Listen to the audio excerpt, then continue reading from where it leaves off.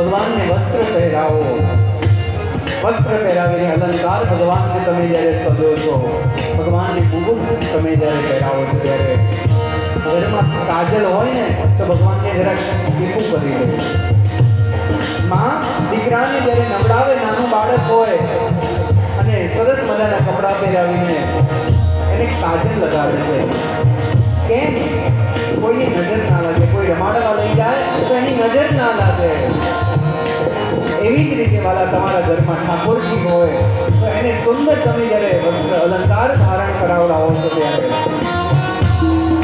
એને કાજલનું સપનું કરજો, જેથી કરીને તમારા ઠાકોરની કોઈ નજર ના લાગે. આ સેવા મળી હોય ને ઠાકોરજી તો કરી દેજો, કારણ કે આવ્યો અવસર આ મનુષ્ય જન્મની અંદર જ ભગવાનની સેવા કરવાનો અવસર મળે છે. હા, મનુષ્ય અવતાર જ્યારે તમને મને મળ્યો છે તો મનુષ્યમાં જ આપણે ભગવાનની સેવા કરી શકીએ, ભગવાનનું પૂજન કરી શકીએ, ભગવાનને અલગ અલગ વસ્ત્ર પહેરાવી શકીએ. બીજા અવતારોમાં વાલા નથી થતું. કદાચ પશુ હોય, પશુને જો ભગવાનની પૂજા કરવી હોય તો કરવા દઈએ છીએ આપણે. કદાચ મંદિરમાં ગાય આવી રહી હોય તો ગાયને મારીને કાઢીએ છીએ, કૂતરો આવી જાય કૂતરાને મારીને કાઢીએ છીએ. કેમ? પશુ છે, ભગવાનની પૂજા ના કરે